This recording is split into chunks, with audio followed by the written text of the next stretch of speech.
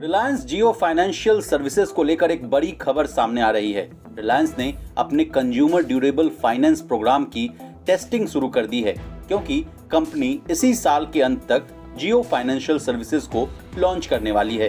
Reliance digital के कई outlet पर पायलट प्रोजेक्ट के तहत कंपनी इलेक्ट्रॉनिक प्रोडक्ट की खरीदारी करने वाले यूजर्स को अन्य बैंकों के साथ साथ जियो फाइनेंस का भी ऑप्शन दे रही है। बता दें, फाइनेंशियल सर्विसेज लॉन्च होने के बाद बजाज फिनसर्व, HDFC बैंक सहित कई अन्य फाइनेंशियल सर्विसेज देने वाली कंपनियों को जबरदस्त टक्कर मिलने वाली है। अब जियो फाइनेंशियल सर्विसेज का प्लान क्या है, ये जान लीजिए। जियो फाइनेंशियल सर्विसेज का प्लान कंज्यूमर और मर्चेंट लैंडिंग बिजनेस को शुरू करने का है। जियो फाइनेंशियल सर्विसेज ज्यादातर फिनटेक कंपनियों से इसलिए अलग होगी क्योंकि इसके पास बड़ी मात्रा में डेटा है। बता दें, ग्लोबल फाइनेंशियल सर्विसेज की दिग्गज कंपनी मैक्वारी ने पिछले साल ही अपनी रिपोर्ट में रिलायंस के फाइनेंशियल सर्विसेज बिजनेस को मार्केट ग्रोथ के मामले में पेटीएम और अन्य फिनटेक कंपनियों के लिए एक बड़ा खतरा बताया था।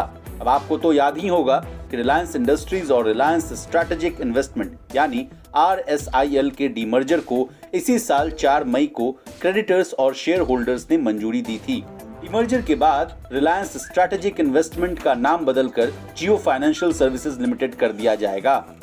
बता दें, डीमर्जर शेयर स्वैप अरेंजमेंट के जरिए किया जाएगा।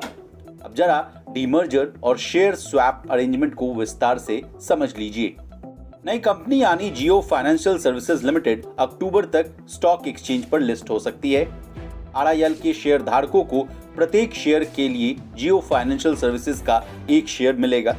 बता दें, पिछले साल ही रिलायंस इंडस्ट्रीज ने अपनी फाइनेंशियल सर्विसेज बिजनेस को अलग करके एक अलग यूनिट बनाने और बाद में इसे स्टॉक एक्सचेंजों पर लिस्ट करने की घोषणा की थी। अब फाइनेंशियल सर्विसेज बिजनेस में कौन कौन सी कंपनियां शामिल होंगी, ये जान लीजिए। रिलायंस के फाइनेंशियल सर्विसेज बिजनेस में Reliance Industries Investment and Holding Limited, Reliance Payment Solutions Limited, Jio Payment Bank Limited, Reliance Retail Finance Limited, Jio Information Aggregator Services Limited और Reliance Retail Insurance Broking Limited का इन्वेस्टमेंट है। बता दें, डीमर्जर के बाद जियो financial services देश की 5वीं बड़ी फाइनेंशियल सर्विसेज कंपनी बन जाएगी।